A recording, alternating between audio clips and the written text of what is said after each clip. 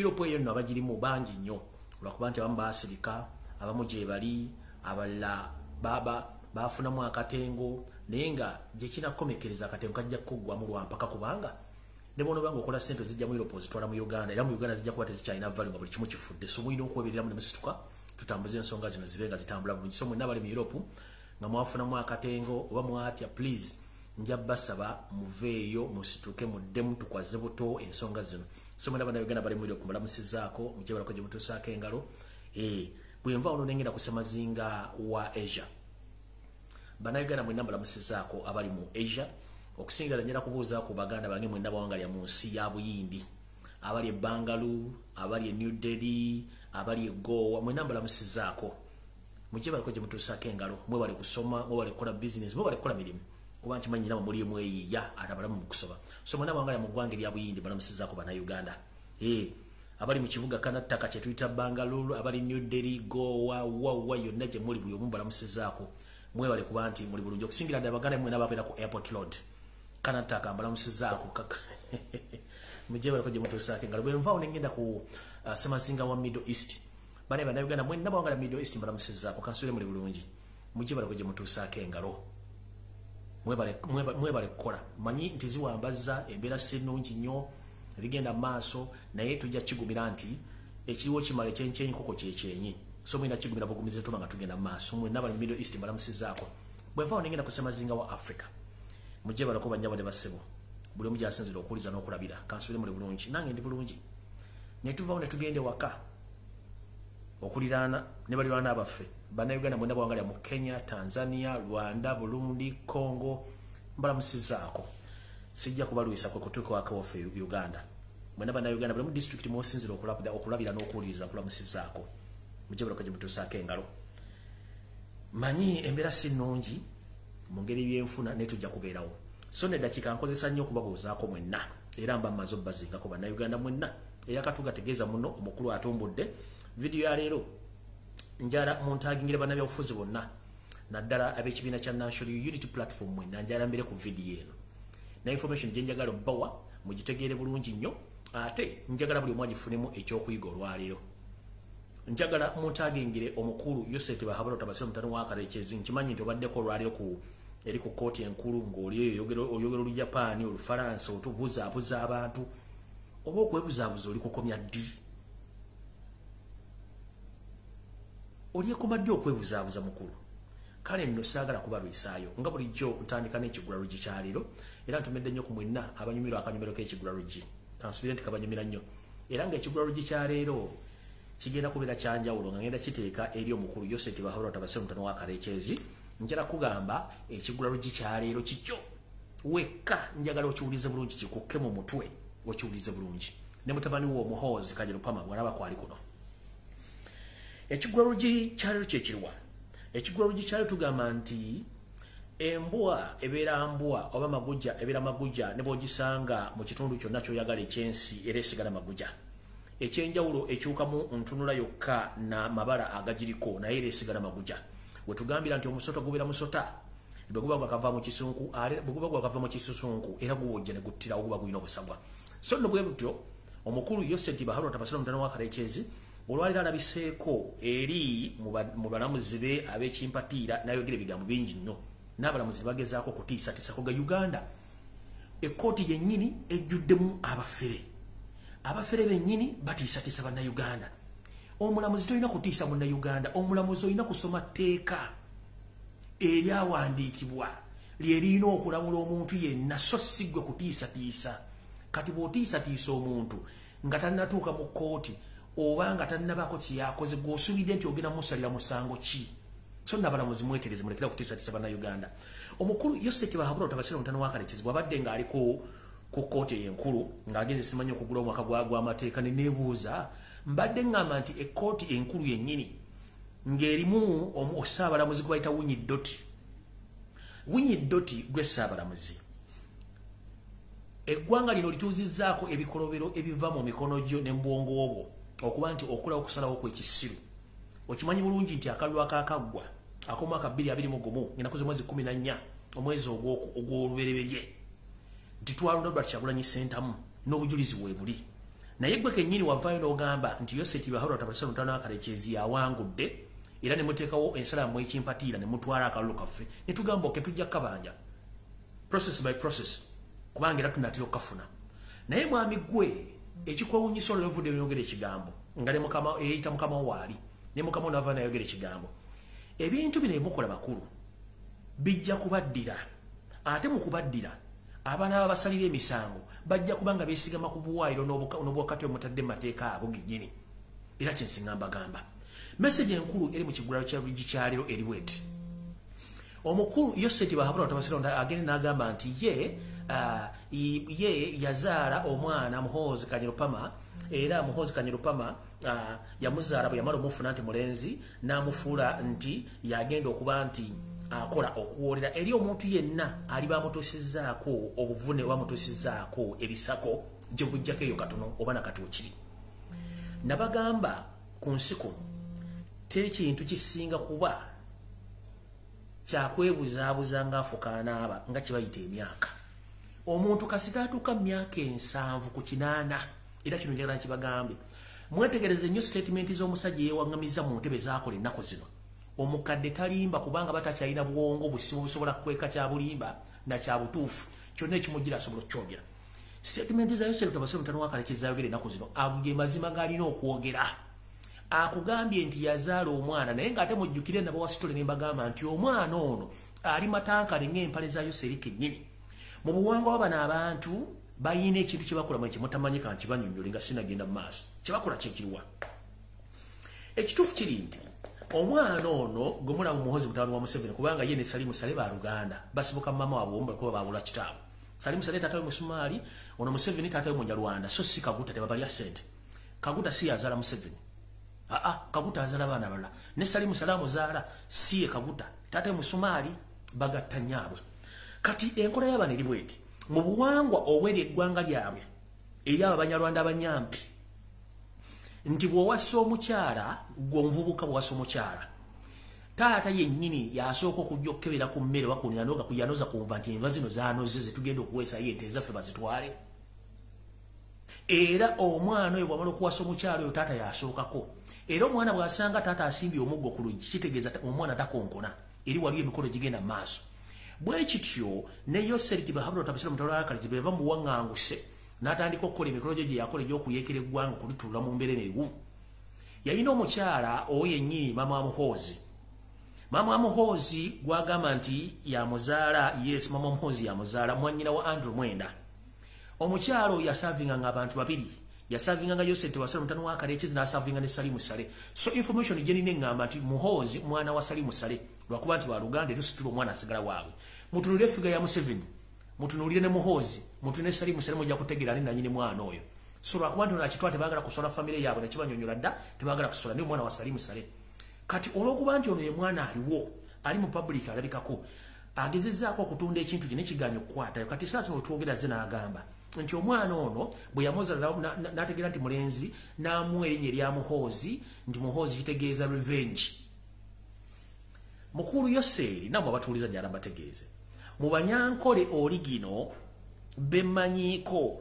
bw'onoonyereza erinnya Muhoozi ojja ddinoonyerezaako nga litegeeza kintu kira so si kino ekyono ono omwami alina ebintu byaleeta okubuzaabuza abantu n'okutegeeza abantu kyekyaba ayagala mukulu Yoseri Bahura Tabasiro ogezezzaako okubuzaabuza abantu oli musajja munyankole tuli munyankole musajja munyarwanda pure amannya go gwe Yoseri tibahabulwa lutabayisirwa wajja mu Uganda mu emyaka 14 njagala obuulire eggwanga era olitegeeze wajjanga munoonyi wa obuddamu nnyoko kuleeta kubanga wajja na nnyoko osobola okulaga ensi eno empapula zokuwafunira refugee status mu Uganda kubanga nazo tozirina ekyo nanyo jala kinyonyola abantu kati bino beddamu okutiisatiisa mbu revenge tukimanyi nti embwa ezaalambwa gwe obutemu bwo ate kambanyonyola kino mukitegere bulungi nnyo omuntu akyasinze obutiitizi ku nsi kuno ye muntu ayina ekirowoozo ekitta omuntu ow'amaanyi tatta kambawulira ebisolo bino kambawulira ebintu bino bibiri omunafu oba omutiitizi yakyasinze okutta kubanga ekisooka tasobola kwajuwinga na muntu tasobola kumanya nti onaamusinga lwakiri akozesa buli kimu ekisoboka okutemula yakujja okubanga omusinga waliwo ebintu bino bibiri waliwo empologoma yesinga amaanyi mu bisolo byonna mu nsiko. Mumpulira bulungi? Empologoma yo bwe kukwata ekulya buli. Naye ate omusota bwe gukwata kubanga omusota bwe gusinga obutiitiizi bwe gukwata ne gukuba obusagwa ne gukuteekamu obusagwa ngera togenda kuwona. Kati omusota bwe gusinga obutiitiizi kati bano abantu embeera zaabwe batiitiizi nnyo. Era ffe bannayuganda simanyi batwaba kiki ne tusasobola kulaba mbeera z'abaana basajja nti batiiti n'olutalo si balulwana. Bino ebyambalo byambala n'okutubuzaabuza n'okuba amasasi mu bbanga. Kankubuulire nga kaabikkuse. Mujjukira baagana Ssaabasajja Kabaka okugenda e Kayunga. Mu nnaku 2 Museveni yali amaze okudduka. Yadda buzzi. Tewali kwekalakaasa oba otoloiza kusituka mu Uganda ne lumala ennaku 2 Museveni ng'akyaliko. Tekisoboka. Aba yadduse dda. Kubanga basinga obutiitiizi. Tebakyasobola kwagala kufiirwa bintu byabwe wadde okufiirwa obulamu bwabwe. So tebaba balimba. Kati mukulu ogambye nti wamuzaala kukola revenge n'okubuulira abantu. Nabagamba wano nti mwali mwebuuza mbu Sitaani yazaala. Sitaani yazaala alina n'abazzukulu. Museveni y'omu ku baana ba Sitaani. Muhoozi Kanyirupama y'omu ku bazzukulu ba Sitaani. Kijja kitya. Bukyanga Lwanga Lwamindi bukyanga Museveni ajja mu Uganda yatandika okutta. Nakakyatta. N'omwana gwayogerako yatandika okutta nga yakayingira amagye nakati ali mu kutta. Kitegeeza ono wagambire nti yazaala omwana okurevenge nga kiri vice versa. Si revenge. Yatwala embeera zaabwe bonna nti bazirinako kyenkanyi nti ono kyakola era amuwagira n'omuwagira mbikolwa bino. So saagala obuzebuze bantu okole statement eri nti wamuzaala kutta bantu muzaala kutta bantu lwakuba nti mwebuzabuzanga abafuka banaaba. Mukitegeera bulungi mwebuzabuzanga abafuka banaaba. So nno nja kukoma bwe nti ekigulalo gye kyaleero ngende ku program eyaleero eyandeese entuufu. Program eyandeese entuufu okusookera ddala njagala kusooka kusaasira muganda waffe ekyuma kya Yesu munnaffe mu struggle yafiiriddwa taata we yafudde mu ngeri etategeereka. Ndowooza voice note mwazifunye ne information mwagifunye kuba yabaddeko ekiro mu ttumbi ng'akola video saasobodde kubeera kubanga engalo ye yanadde egiwummuza. Kyalo nnyo muganda waffe ekyuma kya Yesu ofiirwako muzeeyi Mukama muwummuze mirembe. Ono ne muganda waffe Mutabeka yafiiriddwa taata we. Haji Mulamba yafiiridde mu ddwaliro e Mulago. Haji Mukama akuwummuze mirembe nange muganda wange Beka Jolio na mu USA. Mukama akugumye kubanga oluwali tosobodde kuziika ku Haji. Naye kirungi nti Haji akutuusiza w'obadde oba akutuusiza wuli tosobola okwetakulira naawe takulira abazzukulu bo era process bwetyo bw'ebeera nti ffe bwe tukulamu ate abazadde Katonda batwala ffe ne tusigalawo. So muganda naawe ekyuma kya Yesu message yemu nti guma mwenna basobola okuba nga muyamba ku kyuma kya Yesu kubanga enteekateeka y'okuziika. Jjukira omwana yagenda mu buwanga bwe talina nsimbi. Musobole okubanga mukwatagana ekyuma kya Yesu mbeke engeri gye musobozesa okubanga muyamba mu ngeri mwesobola asobole okubanga aziika muzeeyi we. Bwe tutyo ne munnaffe munnabyabufuzi munnaffe era nga kansala ku district y'e Kampala omukyala Nusufa Nakato bambi naye kitaawe oba taata waffe naye ali mu mbeera etali nnungi ali ku kitanda afuna obujjanjabi. So ne mukyala Nusufa Nakato yena asobola omutuukirako mu kabokisi wagambye naye yeetaaga obuyambi mutuukirireko mwogereko naye asobole okuba nti ajjanjaba muzeeyi kikansa ekimuluma ate nga yalinga amuyambako ate mumanye embeera bweri mu Kampala. So omulwanyi munnaffe Nusufa Nakato buli asobola omutuukako mu kabokisi ke please amutuukeko ayogere naye asobole okubanga abako kyamukwatirako oba ekigulira amagala eddiba asobole okubanga ajjajjamuze kuba kaasa amuluma. So mwanyinaffe Nusufa Nakato bambi mutuukeko mu kabokisi ke musobole okubanga mwogerako naye. Enamba ye mugirina ensi yonna mugirina musobole okuyamba mukyala Nusufa Nakato. Ntandise bwe nti olwaleero simanyi Yoseri gye yatulogera era simanyi Yoseri ddagala kiri akozesa. Nkiddamu simanyi Yoseri gye yatulogera era simanyi Yoseri ddagala kiri akozesa. Uganda nga mugiraba ntandise okwetegeeza nti abantu amba na Uganda bali comfortable nnyo mu mbeera mwe bali nti n'ekigobo bagenda nakyo kuba bakikkiriza. Bwetwogerera essaawa zino olunaku lwajjo bameba parliament aba opposition n'abanopu bavuddeyo okwekalakasa okulaga obutali bumativu era bo bali nnyo balira eddala abatabaddemu bizibu byammwe era njagala okubebaza bameba parliament at least mwakoze ekiragibwako timusobola okujja namulaga ensi nti at least musobola okwekalakasa kitwali tuliina. Naye gye muvudde Katonda Kampala City Council ne government intentionally baagwa abasuubuzi ku makubo ne bagwa balina omumane bagwa buli kimu. Basajja batu ne bakazi battu bakansala abakiikirira Kampala abakiikirira bannayuganda abakiikirira bannakampala ku district bavuddeyo okuva jjo bali mu kwekalakaasa.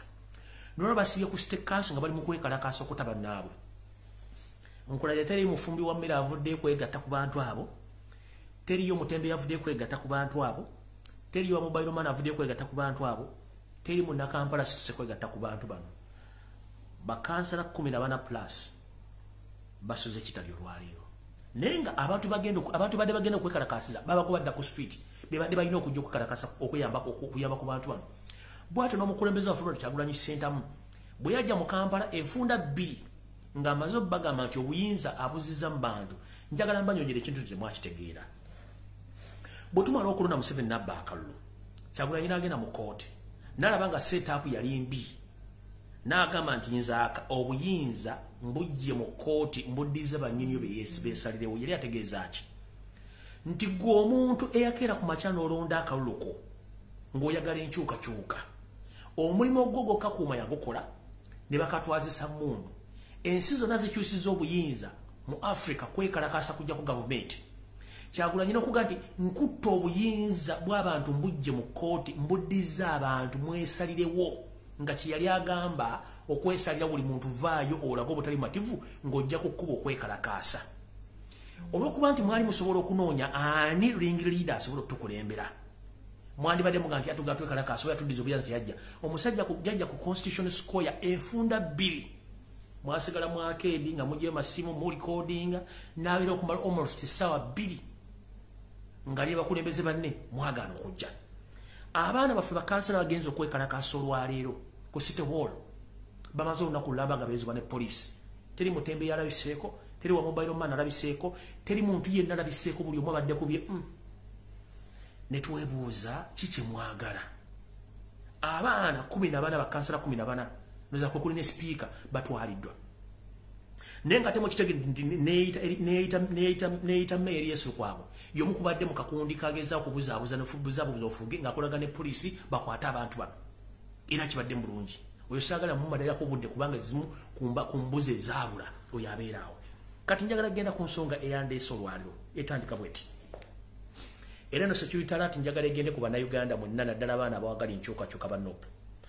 Nfujja information olwaliro ng'entegeeza nti Yoseeri tibahabula obujanga tumala akalulu akyakwata abaana baffe bakwata. Naye abaana bakwata mumanyi gye balaga oba waje bali. Information gyefunye okuva mu drone zange entegeeza nti abaana basinga obungi batwali bajjirwa mu makomera ne batwale batendekebwa mu camps ez'enjawulo ne batendeka mu nkola ey'ekijaasi. Era bali mu nteekateeka etwala abaana bano batendeka mu camps ezimu e Rwanda naye nga bamuludde bamaze batendeka n'okumaliza bamadiza. Babambaza ebyambalo by'amagye ne bakola training bulungi nnyo nga be bagenda ate okukomawo ate okutandika okubega bannaabwe n'okubakuba okubula battamu omuntu. So waliwo ebintu ebigenda maaso. Era nenfuna information endaga nti mu bannaffe bennyini eriyo abatandise okukubira bannaabwe amasimu nga bawulira ebiboozibozi ebikwatagana ku Museveni. Ne Museveni si ekizibu ky'abazungu. Te Museveni yalwanyisa abazungu tebakulya ssente. Buli muntu akubira essimu eyo kodi mpandiike eva mu state okugikozesa against the fellow people in the struggle naddala banopu. Omuntu yenna akubira essimu ng'ayogera emboozi ekwatagana bwe simanyi Museveni si ekizibu kya Uganda, ekizibu kya Uganda ky'abazungu. So no twerwaneko tulwanyisa abazungu, ekyo tebakulya ssente. Fe obuzibu bwaffe si buzungu, obuzibu bwaffe Museveni. Eyo kodi yawandiikiddwa eri bantu bagenda bagikubira abaana banopu bategeeza ebintu biboozibozi by'ekisiru. So temugigenderako. Ekirala mukitegere nti omuntu yenna abadde mu kkomera oba yakwatibwako mumwegendereze nnyo entambula ye ebikolwa byakola na buli kimu. Abaana bana basinga obungi obwongo bwakyusibwa bakozesebwa emirimu gye batakkirizibwa kukola naye nga ate bagikola ate okusaanyawo bannaabwe. So mukitegere bulungi nti abaana bano batendekebwa. Abamu babeera mu makomero omwo, abamu ne babajja bagenda batendekebwa. So mukimanye bulungi ebintu bigenda mu maaso mu Uganda. Bw'oba okiraba si bwe kirina okuba, so nga ate bwe kiri gwe si bw'okiraba omulala bw'akiraba. Njagadde obategeeza information eyo nga ntandika bulungi nnyo. Nga bwe nabagambye jjo muntangire omukulu gwe bayita Abedi Bwanika njagala mutandikako olwaleero bulungi nnyo. Mujjukire bwe twali tutandika ekisinde kya People Power, abantu bangi baazalawa, abantu bangi baatuyita ntuli bakusaaga mpaka twafuna ekibiina kya National Unity Platform. Era abakulembeze bangi ne batwegattako. Naye mbatwegattago mwalimu ekibiina ky'abakulembeze abava mu DP block n'abava mu bibiina ebirala bajja batwegattako. Right era lubusa n'entegera mission y'abana abasajja bonna abava mu DP block mission. Era baali bangi nnyo ne balwanyisa okutuuka abamu badduka ne baddayo. Ng'ekigendwa kyali kitya. Njagala bazzaayo Kebabega. Museveni yagera n'agamba nti wetukira 2021 ejja kuba teriwo opposition ng'amaze kidrafting anti yakwata ekibiina kya Democratic Party n'akiteekamu main branch ya DP n'ateekamu UID nga yoweeri bamala oteekamu UID n'ateekamu ne DP block ezo ebitundu ebiwayi bisatu biri mu kibiina kimu mu bino n'akwatagana ne Nobert Mawuli basanyawo ekibiina kya DP kyo tekiriwo tebakulya ssente olw'ensonga message Muhoozi Kanyirupama gye yakoze jjo ng'awaana simanyi ssenkagala w'ekibiina kya DP Nobert Mawuli ng'amugamba mbu ye munnabyabufuzi gwe yalabye asinga okubeera decorated era asobola okulembera eggwanga. Muhoozi Kanyirupama muganda wange njagala kugamba bwe nsina muganda we gwe mutemu gwe njagala kugamba ebinyonyi ebifaanaganya ebbala lyerimu bibuuka lumu era teri lukiiko lw'abagezi lubeeramu basiru abasiru basinkana basiru bana bategeeze bategera ensonga z'obusiru gwe ngeri gy'oli nti wayiika Windows since day one nakati okutuuka kati era olina kwashosheringa n'abantu bayiika Windows ekyo nkiddamu bw'ogamba ti Nobert Mawuli ategeera nnyo era n'omwesibako mbu simanyi asobola okulembera eggwanga kubanga tukimanyi mukozesa mukozi wamu kitegeeza gwate Windows zo zaayiika tekyali tetuwali nalamu gwe basobola kukussamu obwongo bw'okukola toddamu kwogera kigambo kye bayita Mawuli kubanga mukozi wo gw'osobola n'okukuba empi at any time omusiru atambula na musiru kubanga enkiko z'abasiru abagezi tebakyamamu n'enkiko z'abagezi abasiru tebakyamamu kati mukulu sigala ne musiru munno mukole eby'obufuzi bye mwagala okukola ffe tubalaba bulungi nnyo kubanga Mawuli tumanyi muntu ye political manyi by'obufuzi tulina political prostitutes bano ng'omulimu gwabwe baakusiira mu by'obufuzi nti ebyobufuzi baabifuula loogi nti bwawulira ng'ayagala okukola ekintu kyonna yeeyunabwo ebimizi bya bufuzi ng'akola stand gwebamuwa ssente bakulu muleke tusibako mbeera za kintu kisiiwuufu nti mwe muwulira nga mwetaaga ebyobufuzi bizanya ebyawulamu n'okuwona eggwanga butandika kujja kwogera statement zitakwatagana nakudda kulozanyira mu bulimu bannayuganda balimu kino nja kireeta bwe nti omwami bwamala okuyiwa DP n'akwata UPC n'agiteeka wali n'agiza mu nsawo ye n'akwata Jema n'agiza mu nsawo ye n'akwata FDC kuba yo branch n'agiza mu nsawo ye automatically yali tasubira nti wagenda kuvayo ekintu ekira mpaka nupu lwe yajja kati mission ye badde nti nkola ntya okuyuzaamu nupu ye bwe yagamba nkola ntya okuyuzaamu nupu n'asooka atusindikira buli kakica yenna gye mu nupu jjukira nupu yali open store nga buli muntu yenna abatera okugula ebintu ku Black Friday nti store bagiggula buli muntu ajja n'alondamu olw'ensonga nti buli muntu yalina eddembe okujja okujoyininga kubanga wali trend ne tuggulawo buli muntu yenna n'adduka gye yava n'ajja n'ayingira nopu olw'okuba nti faamu twali tumanyi history baana b'obufuzi na biki twasobola okwekengera kaamu ne tusobola okulwanako nabamu nwanye ne DP block up to now nkyalwana nayo bano we bajjira bonna naye nga mission yaliwo nti n'ennupu yennyini okuwandiisa abakulembeze kyali kijja gibira kizibu nnyo ngera bwana nti bakoneta basinga obungi babayuzaamu abasigalamuko empulunguse zasigalamu ne zisigalamu kati bali bo abasobola okugenda ate be bali eri mu red card gye mbawulira ewa Besigye era Besigye abatwala mu red card bali mumula simanyi baani bonna gye bali eyo bawo ne basigala wano kati munnange lwateruusa abantu ne bagamba nti nedda katulonde kubanga kyagula tuge tulonde ono abadde balonda bulungi nnyo era abakulembeze balonda mwalimu n'aba DP block bangi nnyo era mwe bali naye abamu baasiikira ddala kubanga abamu baali ensimbi nze navaane ngamba nti asigenda kuwagala kwogera ku bakulembeze ba NOP wamba MP bakansala katukireke bo begiri beefuge ng'abantu ne balemeddwa okwefuga kubanga buli mwakola kyayagala ekyo nenkirekawo kubanga nali bawadde ekitiibwa naye wiiki eno yonna abantu bakubya bedi bwanika aramukuba nensirika ng'atudde wentudde nesaagala kuyingira mu mazina gano naye okutuuka drone bwe yaŋŋambye nti bw'otapayo kwogera kintu kino mission y'okuyuzaamu NOP entuufu kati yakwasiddwa abedi bwanika neŋŋamba oke kale kanveeyo mission y'okuyuzaamu NOP eyimiridde etya eri bweti bwe bankwata nengenda mu kkomera waliwo ekisinde ekyali kyagala okwekutula ku NOP era kyamanyikibwa naye nga batya omuntu omunze nzekka bwe navaayo ne bakisirisa essaawa zino bazzemu kizimbo kikola ki okiyimusa kati njala bategeeza mukulu Abedi Bwanika yaani mukulu eyayita Dr. Abedi Bwanika nkokote gwambulolo nkulunga busa njagala obere ku video eno bukulu eyayita Dr. Abedi Bwanika nkokote gwambulolo nkulunga busa njagala obere ku video eno gwe gonna zonna gamba nti ndi wasudiri na kulindiridde nkiddamu eita doctor Abedi Bwanika nkokote gwambulolo nkulunga busa njagala obere ku video eno ngenda kubuulira otegeere video eno njagala mutagingire abantu bano wammanga njagala mutagingire Abedi Bwanika nkokote gwambulolo nkulunga busa Deputy Speaker Anita Amongi Barambaruga Hare njagala ko Justin Lumumba Rogers Mulindwa ne Deputy Government Spokesperson babere ku video eno njagala bawa lesson olwale mu kitegere bulungi nnyo buli omu amanyi wa waja na buli kimu kigenda maaso kansoke bwenti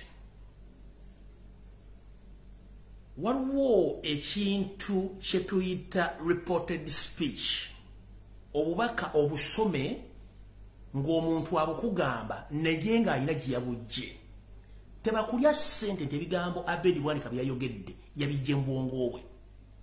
It was a reported speech ng'ayogera bwogezi ebigambo ebyamutumiddwa okwogera ku Lwomukaaga ku ssaawa 5 nabadde ku radio eya CBS nga mpuliriza omukulu Abedi Bwanika we yaleetedde ekigambo ekyo.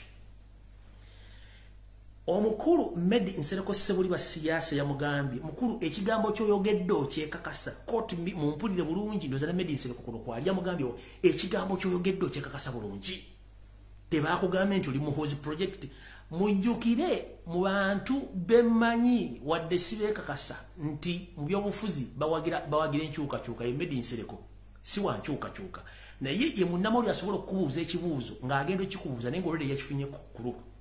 Medi Nsereko yabuuzizza mukulu Abedi Bwanika nkokote gwambulolo nkulunga busa ekigambo kyoyogedde tebagambe nti olwa muhozi project.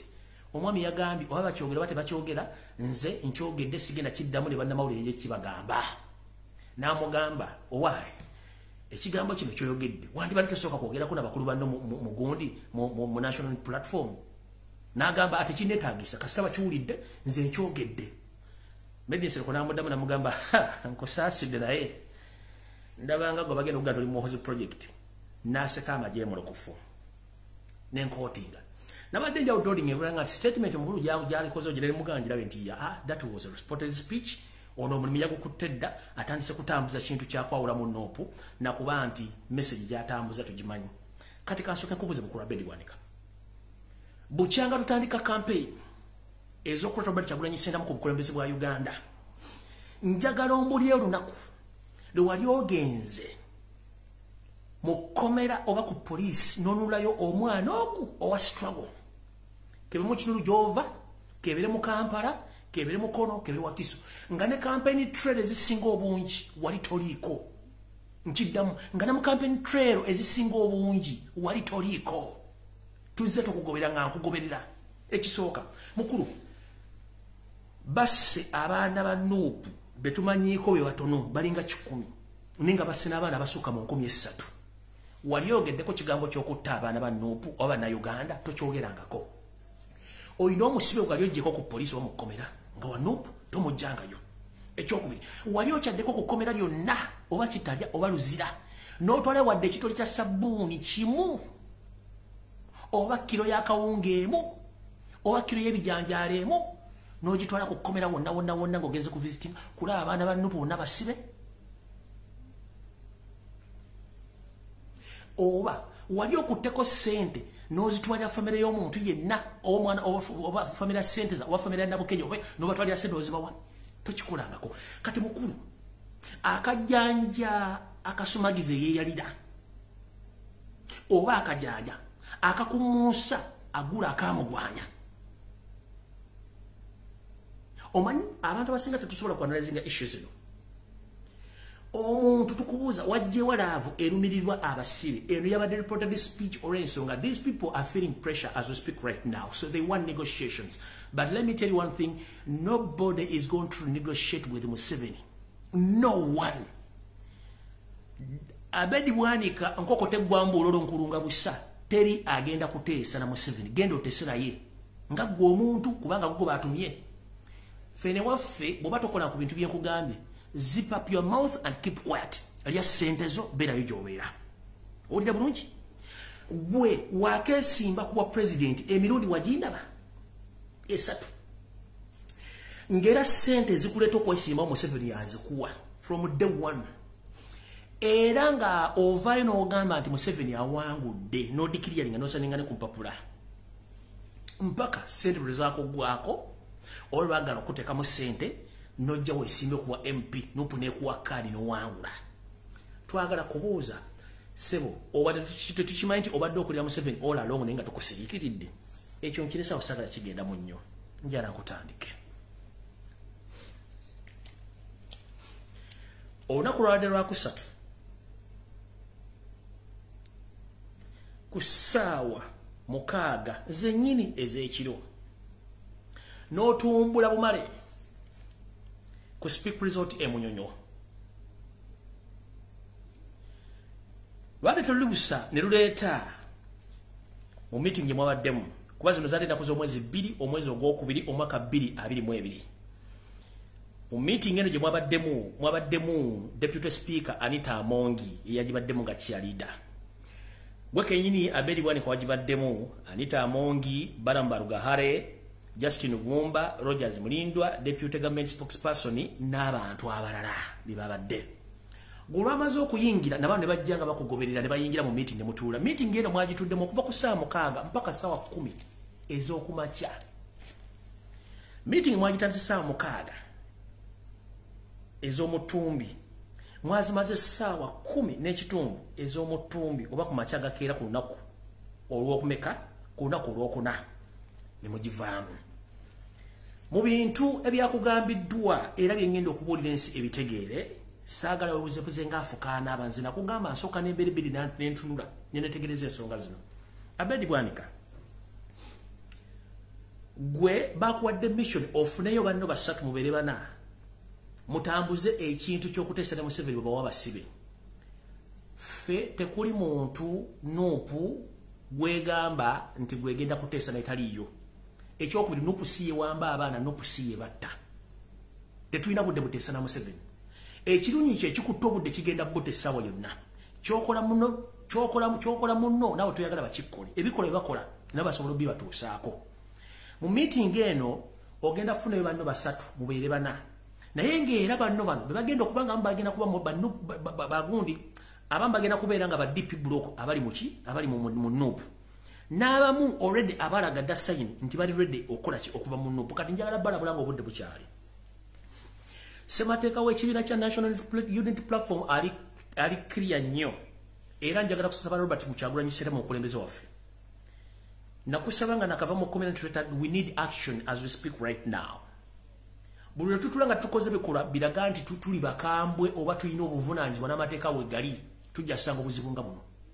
Essaawa zino omukulu n'ekigambo kya Uganda yandibadde yasamoningiddwa dda. Eriyo abantu abalirwedde okusaanyawo ekibiina kya NUP nga bwe baakola okwabuluzaamu DP n'evaawo bano bakyagala. Olwedde ensimbi zaatambudde dda. Nkubuulidde abaami bano bwe yasiŋŋaanye okuba nga bagenda okukola ekintu kino. Kibasooka kiri bwe kiti. Baagala kwawuzaamu NUP. Ekyokubiri, baagala bano bakole kisoboka okulaba nti ekibinja kino ekyeyawulako kigende mu iPod. Kubanga Anita Amongi yagambye nti iPod is useless without NUP. Nkiddamu. Anita Amongi, Deputy Speaker, yagambye nti iPod as we speak right now is useless without NUP. Kubanga we are the opposition leader. I think I tell you opposition leaders or opposition side. Ffe tulina obuyinza ffe twawangula emundu ye batadde mu ntebe awo. Kati ekintu kyabwe kye bali pataddewo kiri ekipooli okutuuliramu okulya ebinyeebwa n'okunywa amata okunyumya emboozi zitagasa eggwanga tekirina makulu.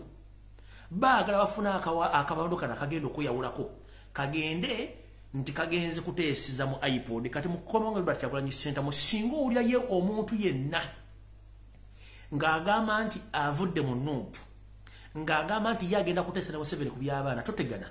Ssemateeka ali kkiriya amateeka baagamenya. Mumuwere w'ekiwandiiko kiva omwange musindike abakulembeze baffe bagende mu constituency bafune emikono ono tumuggyemu bwesige ng'obudde bukyali ebeereyo by election. Nkiddamu Amateeka kali clear. Yenna eyekubye emizimu nti ovudde mu nuupu. Yenna eyekubye emizimu nti ogenda kuteesa ne Museveni ng'omenya amateeka g'ekibiina. Amateeka gali clear. Bagenda kuwandiikira ekiwandiiko kye bakuntumye. Okkirizigana ekiwoga nakyo. Tujja sindika abantu baffe ku ground bambalabala ezinga abantu b'okiikirira. Bateeke mu request zaabwe. Tukuyiteyo. Okulonda kuddewo. Gobe ng'ogenze.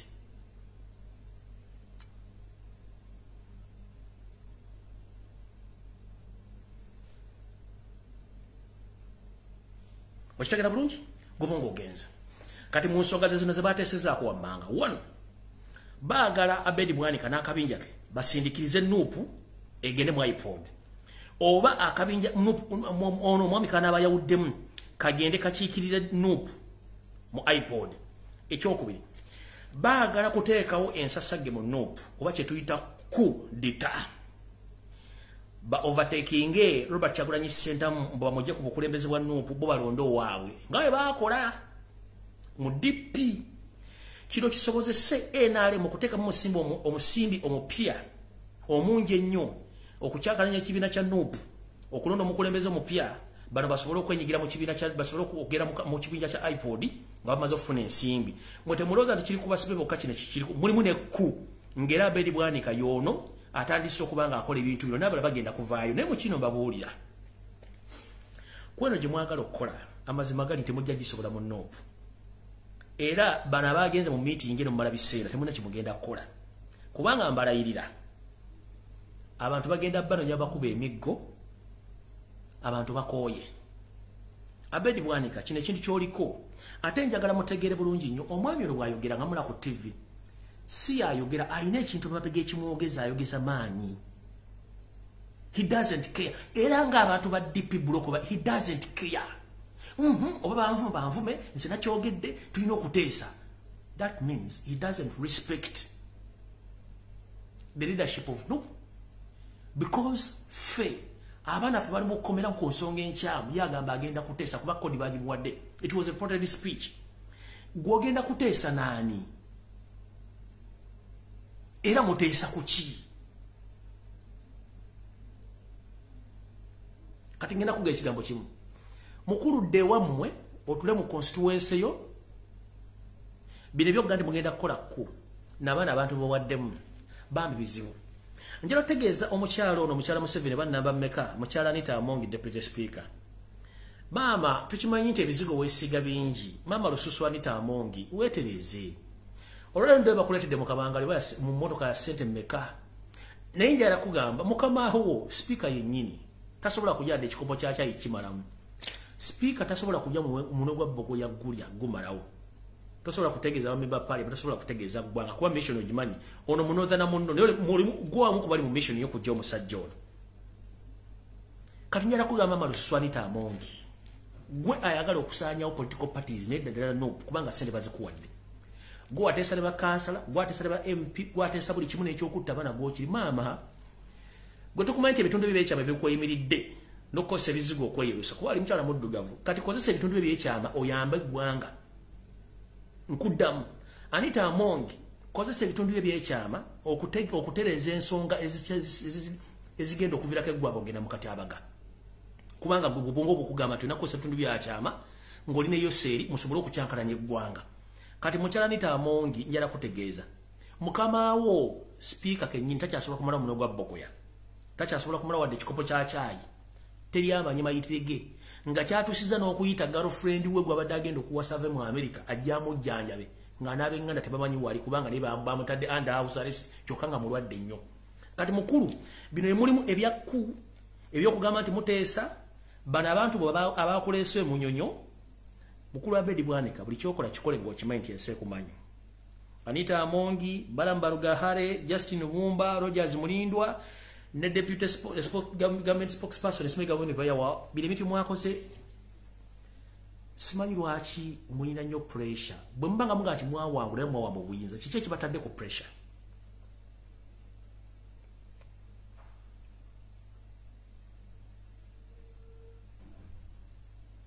Era lwaki mwanyumiriza nnyo mu kikuba ekyokugamba temugenda kukwata ssente mugulire buli muntu ali mu kibiina mu bibiina ebyenjawulo muteekewo enjawukana n'okuba nga muleeta obukubagano.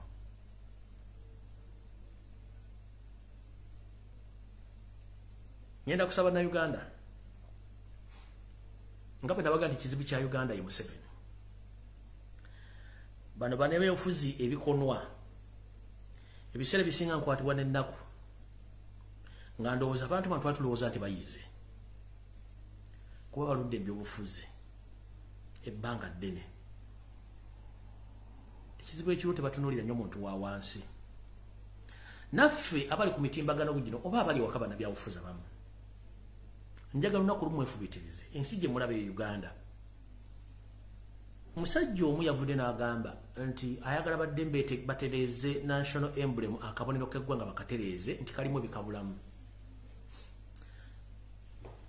Mukulu Abedi Bwaneka navaayo ne ŋŋamba ensi nti Museveni ayagala kukyusa luyimba lwa ggwanga. Tukimanyi. Museveni ayagala kukyusa linnya lya ggwanga Uganda walituuma enveera Republic. Museveni ayagala kukyusa emblem ya Uganda. Kati gwe bw'ojja n'ogamba nti tuteese naye. The same time noga tukyuse emblem ya Uganda kiki obolowooza abatyo fe tujja kutegeeza abantu ensonga zino. Emblem atagimanyi ke kabonero k'eggwanga akaliko engabi n'eŋŋaali oba akaliko akagabi n'eŋŋaali. Kati omukulu ono yagamba tukakyuse naye ng'ebintu byayogerako nabyogera dda omwaka nga gumu n'ekitundu emabega Museveni abipulaaninga obbikola. Ne twebuuza bano balowooza nti ffe tetutegeererako ddala. Museveni ayagala kukyusa oluyimba lw'eggwanga, ayagala kukyusa national flag, ayagala kukyusa national emblem, ayagala kukyusa n'erinnya ly'eggwanga balituuma enveera Republic. Kati mukulu bw'obanga olinnya omuti ojjukiranga nti gy'okoma okulinnya omuti oyolesa obwerere bwo. Bwagale tuteese ne Museveni ekyo kirowoozo kyonga ggwe. Ne bw'ova luga tutuuse ne national emblem simanyi crested crane eyimiriza okugulu kumu tulina okuddamu netujjukira ntufuna Simbera nga yimiriza amagulu abiri mukulu. Eggwanga Uganda lyali lyefuzeeko, lyali likyusizaako obuyinza nga tewali kuyiwa musaayi. Ekonome ya Uganda bwetyo bweri ng'essaawa zino abaana enzoola ya Uganda bali mu mawanga g'abawalabu babayiwa nga bayiwa ebijanjaalo. Eno message njagala egenda eri bannayuganda mwenna bazadde. Nkiddamu eno message njagala egenda eri bannayuganda mwenna bazadde. Nkimanyi nti mufuba okuzaala abaana bano ne mbateeka ku nsi ne mbaweerera school fees ne basoma. Teri muntu ayagala mwana we genda kukola bu house girl. Teri muntu ayagala kuzaala mwana we n'agenda nakola bwa sikaali oba nattibwa mu nsi engwira. Tugaba wadde embeera mbi naye okufiirwa ate omwana mu bintu by'ekisiru at least twandibadde tukola ki tugumiikirizaako. Bannange ebiri ku social media bimulaba byonna tekuli kikyamu. Bagezaagezaako nnyo okubikkiriza okubatalaga kifaananyi kiriwo naye embeera eri baana bano bambi mbi. Situgaanye eriyo abaana bafunye mu kintu kino naye abaana basinga obungi bawonaabona. Abaana bangi kati babatwale babayiwa lubbayiwa nga tekuli tebalina mulimu bagenda kukola. Ekyo mukitegeere. Bino bano abaana b'obufuzi tebabitunulamu kubanga bo bafuna ssente z'okkateeka. Njala mutunye omwana w'omuntu gwazadde n'amuyingiza nursery n'amuyingiza secondary n'amuyingiza institution n'asoma n'afuna degree nga tasobola kukola. Njagala otunye omwana w'omuntu atalina mulimu ekisooka buli lunaku oluyita omuntu akula. Tujjukira nti omuntu oweza emyaka 4 nga tolina nnyumba tonazaala oba toyikyalina future. Kati eno yensi gye twogerako mu Uganda abaana bangi bamaze okusoma bali myaka 35 plus talina mulimu tanazaala talina poloti tanazimba nnyumba naye ng'oyo muzadde we amutaddemu ssente empya n'enkadde kati mumusindikizo ogenda ku kyeyo. Video ze mulaba za ddala era mu kimanyi kigenda mu maaso ekisindikiza bano bajja mu nsi yaabwe kuba twali mwanga g'ebweru. Kino ekintu kitegeke bulungi nnyo. Bino ebintu mwandibadde mwogerako Abedi Bwaneka olunaku olumu nga bakulembeze. Muleme kuddira ggwanga disitula nti abantu abamu bonna basiru tebategeera. Tutegeera bulungi nnyo.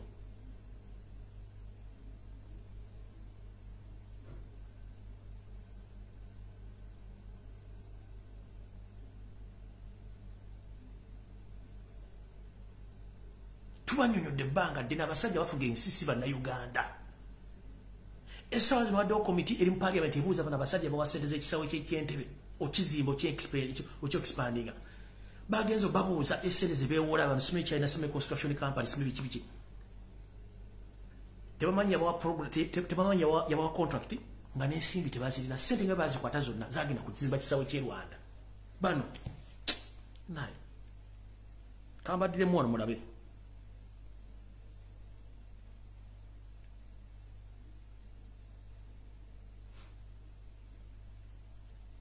Officials from Uganda-China Communications Construction Company to explain their role in delays on the ongoing works for the expansion of Entebbe International Airport. They, however, failed to explain how they got to acquire the contract and how far they have gone with the construction works. To ask about CCCC, how you come into being and how long you've been operating in Uganda, just by way of background, and then specifically to this contract, how you came on board, how did you secure this contract, and then how are the works going so far? You come in the capacity of a manager and a director of a company. Don't joke around. This is the Parliament of Uganda. When a committee, a public accountability committee, as Kosasa, invite you to present and to narrate and to disclose about your company, you are engaged in public contracts and you are being paid from public resources of a very big magnitude over a contract which is now questioned by Parliament and specifically by this committee. Please, the preliminary was try to brief us, ask your team, tell us what is this company of yours, how did it first of all commence operation, and also assist us from your side. How did you arrive at securing a contract relating to Entebbe Airport expansion, among others? Lee Jen-Cheng, the regional managing director, informed the committee that he was only posted to Uganda 2 years ago and isn't conversant with details of the contract, and that as far as he's concerned, the works are at 75% completion. New team leadership. And the others has left the company, so we need to get some information from the headquarters. Because, in fact, after we get the new position, what we want to do is just to make our performance well. Because this project has been signed, after we get our new position, it's already signed. Doing business in Uganda has requirements. And this documentation must be kept locally in this country. Now, whether you come from which country, whether you come in 1 day or 2 days, you must have a clear record and recollection of how the company exists. And how do you dare come with the clients who you have not advised even how to answer the introduction before you even go into this big booklet? His response angered the committee, with NAKACWA West Member of Parliament Joel Senyonyi wondering how Cheng is overseeing a $200 million without bothering to acquaint himself with details of the contract. I honestly don't want us to question your incompetence, because by the time you get to that position, I think you must be competent, yeah? But now I'm struggling, I'm struggling to put my finger to what the issue is here, because you cannot say the contract has been running for 4 years, I've been in office for 2 years, I don't know so much about it, but I'm implementing. How my company acquired it, that's not my business. But now you see, as accounting officer, if there's any challenge with this contract, you're the one that they come for. I'm hoping you know that. So, how then do you say... Contract, baji wa ya wakadde $200. Yita ku kisawo Entebbe, waliwo ekintu yonna ekifaananiza contract okubanga lw'ekizimbe ekiraga nti abukadde $200. Obukadde $200. Ono agembu yakajja emyaka 2 abasooka badduka. Ssente nga bazikwata bazitwala Rwanda kuzimba kisawo ky'e Rwanda ne bakizimba ne kiggwa. Ono omusajja mukulu Abedi Bwanika nkokote gwambulolo nkulunga busa ne banno aba DP broker. Zino zensonga zimandi badde mwogerako ez'eggwanga. Mutandise kolera Museveni kutandika kwogera bintu wano bya kisiru. Abaana b'ensi bali mu nsi bali mu kubonaabona ekiye Saudi Arabia kitokota sikisaanikire. Nkiddamu abazadde mba mukyagala abaana bamwe okubeerawo temuddamu kusindika abaana Saudi Arabia. Wano ne mutamanyi Dubai yensi ekyasiza okubeera bana Uganda abangi nenjala kuga nti ebitundu nkaga ku buli 100 abaana banza kuba bakola n'ebitundu ana biri mu kubonaabona nabo tebalina mirimu. olwensonga gavumenti esobola nakuvaira kukola terms and conditions abaana kubagenda n'okufuna emirimu kubanga buli muyesudde gwe naggamba naye nga atejjukira abaana bw'afuluma ebweru n'afuna omukisa n'akola abantu bano bakola ebitundu atugamba 25 ku 10 ku ekonomi ya Uganda neteri abafaako ne musindika abaana b'abantu ne batundamu ensigo ne batundamu ebiwowoolo omwana agenda n'amala omwezi nga takola ali stranded bali ku kkubo n'okusula tebalinawo tebalina mazzi gabana in fact basajjamu nokola kampuni nga tesobola na kusupervising abaana bawera 10 mu mwezi gumu mukola kampuni kuba mu kampuni zamwe za kutunda abaana baffe atali muzadde gojjo gama tibyenjogera tebiri magezi nebo banga wazaala omwana omwenda ne bamutwala mu kiyumba ne bamutulugunya abaana bano bakola 24/7 balinga balubu ezikira nyini agenda kwebaka the normal hours omuntu zalina okukola 8 hours oba 10 hours bana abaana ava ku ssaawa 11 ez'okumakyanga akola ne yebaka ssaawa 8 ogwekiro 7 ku 12 n'azuukuka gwabedi mwanika nkokote gwambulo n'onkulunga busa obeera mu parliament n'obeera mu just 4 hours n'otandika okwasamirira nga akagega akakalu n'otandika okusumagira ng'oli ku milioni 50 z'ofuna omwezi waki temutesa ku nsonga nga zino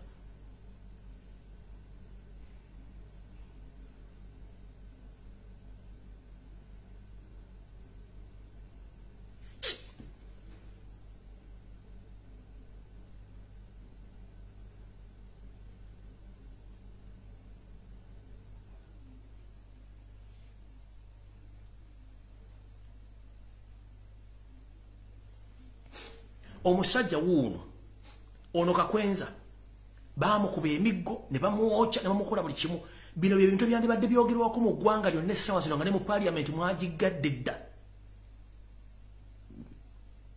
kubanga ono yafunye chance okulagako media ndole omuvubuka wani n'omuvubuka ava mu western side ava mu side ze Kasese wuuno Kakwenza bwafaanana kagibadde mu video huyo musajja mukulu ayina n'amaka bw'ati bwafaanana omusajja mukulu watukira okujjamu engoye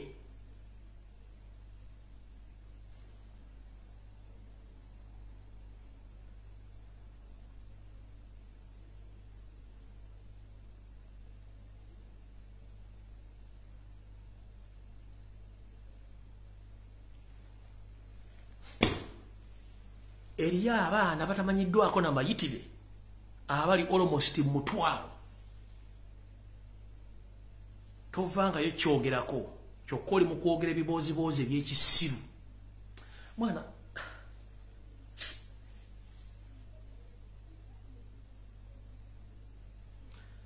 abasajja mmwe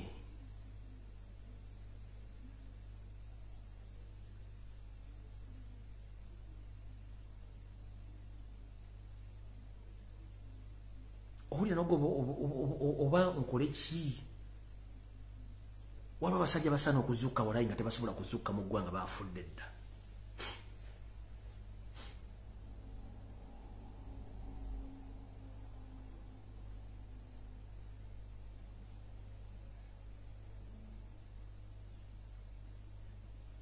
mu nsi bajjajjaffe gye baalwana ne batulugunya abaana bannansi buli omu ng'asirise kati nno yafunye media no nafuna media eri abatafuna media babajjamu enjala babajjamu amaaso abala babatta alaba basaanoosiza mu asidi ne babula tebagenda kuddamu kulabika tunabana babufuzi bali mu kuzannya byabufuzi bya kisiru wallahi mwana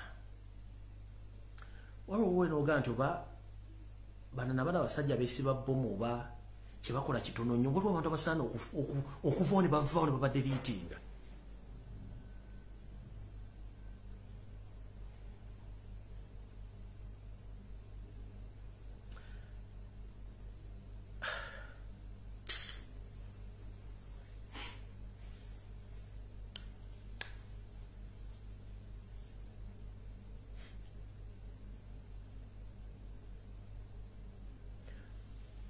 mwemba mwagala kumanya obulumi bw'abaana bwe bayitamu linnya ennyonyi ng'ogenze ku kyeyo oba togenze ku kyeyo otuuke ku kisaawe ky'ennyonyi nga gy'olaga tomanyiiyo tolinayo mugandawo tolina sere za booking za hoteli zaki obeere obweru okumala olunaku lumu tulewo onoobeerawo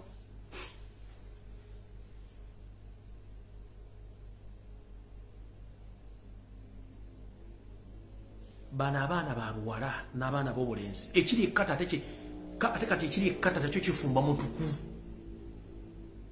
kampuni ziranga temubuuza lwaki kampuni ziranga temumanyi kiri mabega wa kintu kino mwagala tugamba nti kampuni esobola okujja neziteeka emirimu mu Uganda teziriiwo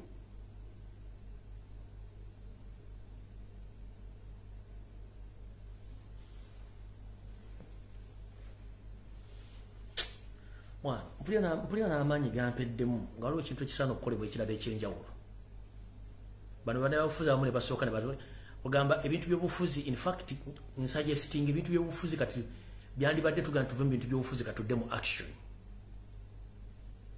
kubanga kireka bano abasajja ebintu by'okwogera tebakyabyagala twetaaga action kati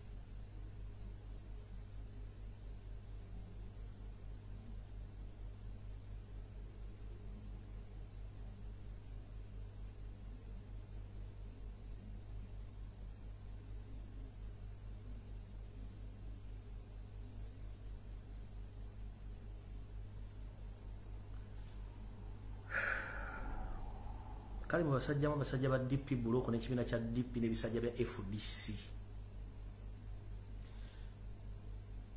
kanzijeko ne video eno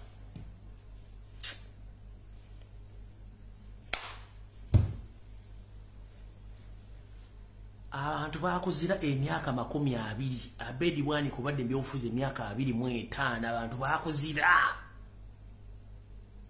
ne banna abantu bali babazira neno ofuna omukisa abantu ne bajja ne bakulonda wandibadde olwanana nnyo okulanga muzze eggwanga ne muli mukusiriwala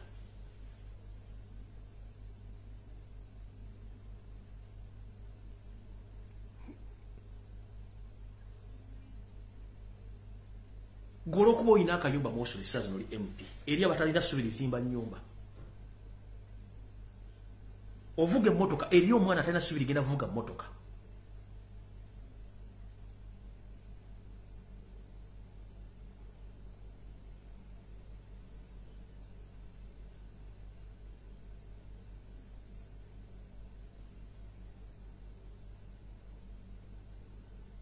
gwe singa omanyi abaana bannayuganda engeri gye babonaabonamu ku byeyo va ku bali abali mu Europe ne mu America kati njogera mu Middle East ne mu Asia America, Europe, it's okay. No problem with that. Nkubuli omwana ali mu Middle East, no mwana ali mu Asia countries, ngejje babona abonamu. Mu basajja wane bate musindika binyo. Wadde okuzanyira by'obufuzi.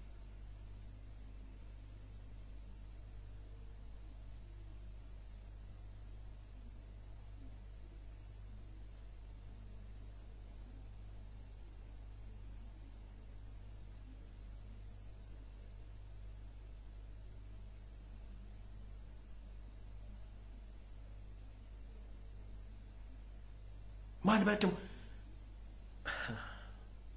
mukama nsasira bana Uganda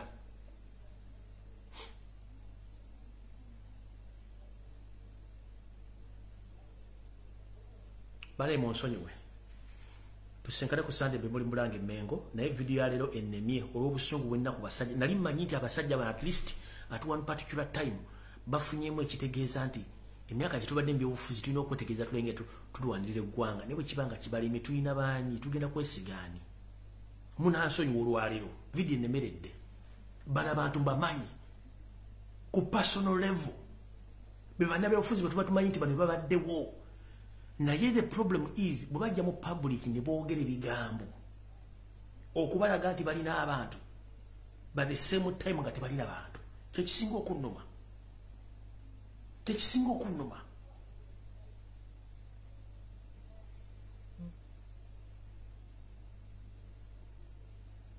kubanga fena tugenda kubeera abakulembeze nze nabagamba sina na kifo kyenjagala kakibe kiro si wano as long as it Uganda erimu emirembe as long as it omuntu ayogera ekigambo n'atambula naye Uganda bwe tuba tukyali mu military rule under dictatorship ne bw'ono oyina bwombi 15 ku account ziri useless ziri valueless ne bw'olina properties meka zigenda kubona nga tezikyakugasa kubanga dictator takozesa amateeka dictator akozesa maanyi dictator akola buli kyayagala n'akikutwalako ng'ensi eraba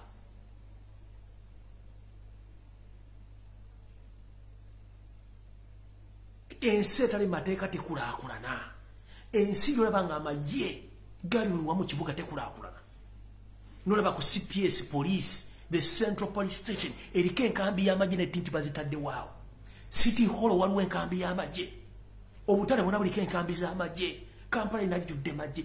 Tetusobola kubanga tusobola okukulaakulana mu Uganda nga mulimu ebintu ng'ebyo.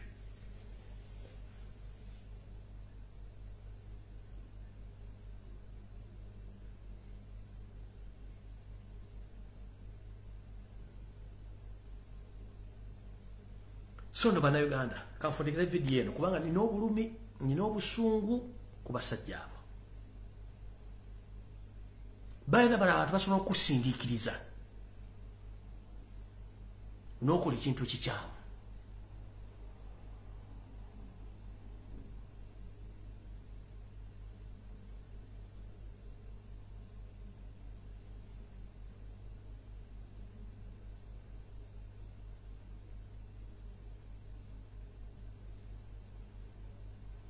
Bebamu yasaba visa njagala kugenda mu America. Goza America baakera kumacha kusindika manyo kujimiriza ngeri bwetyo. No saba visa ngenda Belgium mu conference. Goza Belgium okujitufula okufuka Belgium yabera mungenda mu conference ngenda Nairobi. Goza Nairobi bakenyo kujifula abantu banansi pate bajagala. Nasaba visa ngenda mu conference ejindi. Niwakuwa sente n'ogenda. Ensize musabira mu visa ogenda mu bapale badabya ofuzi. Banyinizo baziro musayi bafa. South Africa olwali mandira bamusomya myaka 27. Kyekijifula kyeri. Nemwe temusobola kutula kwa lunaku n'olumu. Nemugati katulolezeke eggwanga lyaffe.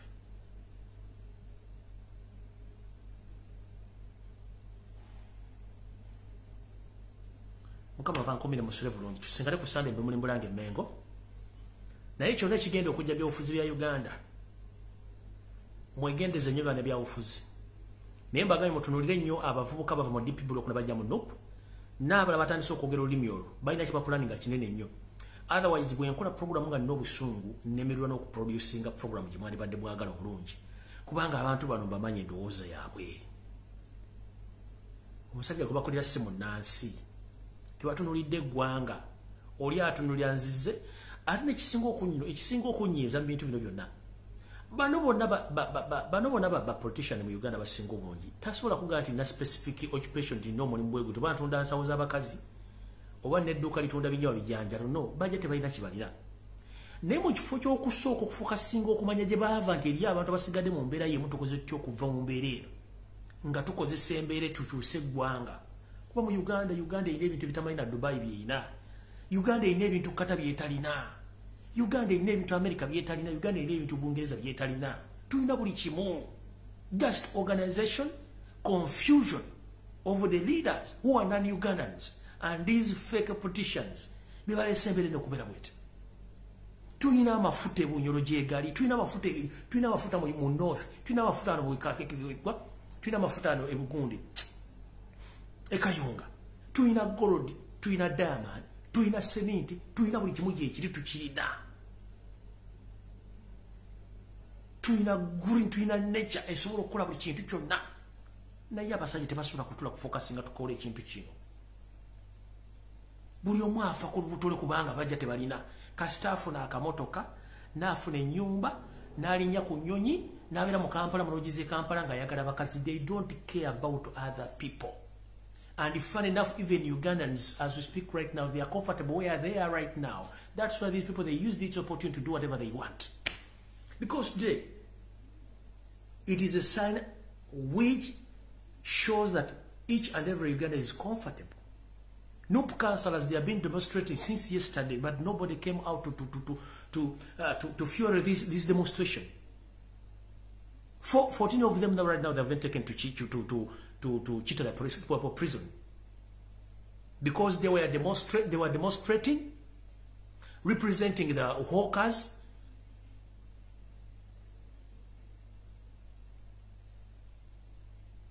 But nobody came to support them. Nobody. Robert Kyagulanyi Ssentamu did the same. Nobody came out. Boba like a comfort zone. What to get a back with China? That's the fact. The fact is, wali obulungi olwaliro ng'okisente zijja ebyabufuzi eby'ekiyayi. Akalimi kagenda kwetoola kadde bwe kati ng'olina okudda wali watandikira nga naawe bino byonna bigenze kubanga ajja kubayo questions and answers. Nkiddamu. Munnabyabufuzi wenna ali obulungi essaawa zino. Akalimi kagenda kutambula okudda bwe kati nga tuli mu parliament tokyali munnabyabufuzi ng'olina okuddamu ebibuuzo. Ekyo kibagamba. Kati gwali eyo njagala musooke mutuneko oggwanga muleme okutunda kintu kyonna mujja tegere bigenda maaso. Otherwise mbaagala nnyo Mukama bankumi atakuumira mpeera. Buli munnayuganda woli weesabire nnyo. Era na munnayuganda woli wolina wojja ekigula amagala eddiba kikwate ng'akalira k'omwana kubanga embeera gye tulaga mu Uganda si nnungi. Nkiddamu. Munnayuganda akyalina akasente akagula amagala eddiba kakwate bulungi. Tokusaasaanya ssente nnyingi. Kubanga wetulaga si walungi. Era mwegendereze nnyo kubenga oli ku kyeyo ssente zo zikwate bulungi zeetegereze bulungi ng'egyo osaasaanyaamu. Toziteeka mu bintu bitazza magoba. Mwegendereze nnyo. Kubanga wano ekimulabako kino kikyali kituuza. Embeera egenda kwonooneka okusinga weeri.